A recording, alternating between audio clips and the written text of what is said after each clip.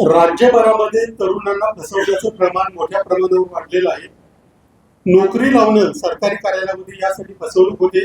गेल्या 3-4 वर्षांमध्ये या फसवणुकीचं प्रमाण इतकं मोठं झालंय की मागच्या वर्षी एका वर्षात 22 गुन्हे दाखल झाले, तर या वर्षी प्रकरण उघडकीस आली, तर या वर्षी जुलैपर्यंतच 25-26 प्रकरण उघडकीस आलेली.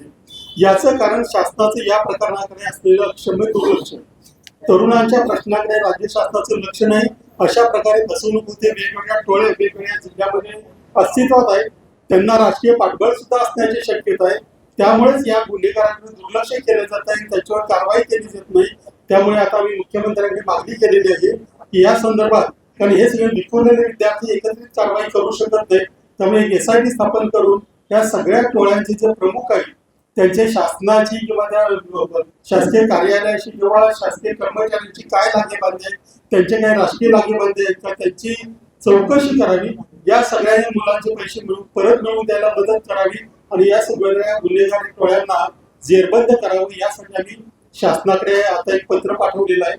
याशिवाय जर शासनाने काही दिवसामध्ये याच्यामध्ये लक्ष घातलं नाही, कारण मुख्यमंत्री नेहमी तरुणांची भाषा बोलत असतात, परंतु तरुणांवर अन्याय होत असताना ते जर इतक्या थंडपणे त्याच्याकडे बघत असतील तर त्याच्यामध्ये कुठेतरी राजकीय लागेबांध्याचा संशय येतो. जर अशी कारवाई झाली नाही तर आम्ही राज्यभर या संदर्भामध्ये तीव्र आंदोलन करू. साधारणपणे आतापर्यंत गेल्या 2020 पासून आतापर्यंत अशी 93 प्रकरणं उघडकीस आलेली आहेत. त्याच्यामध्ये आमच्या अंदाजानुसार, कारण पुण्यामध्ये जो एक FIR झालाय त्याच्यामध्ये 350 मुलांची कमीत कमी नावं आमच्याकडेच आहे, परंतु ही मुलं पुढे यायला घाबरत आहेत. एकूण 5000 पेक्षा जास्त तरुणांची अशी फसवणूक झाली आणि गेल्या 2-3 वर्षात हे प्रमाण प्रचंड वाढलेलं आहे. त्यामुळे आता याकडे तातडीने बघायची गरज आहे. पुन्हा काही मुलांनी आत्महत्या पण केलेली आहे, काही जणांना घर सोडावं लागलेलं आहे. असं होऊ नये वाटत असेल आणि ही पिढी नाराज होऊ नये असं वाटत असेल तर शासनाने तातडीने घेतली पाहिजे.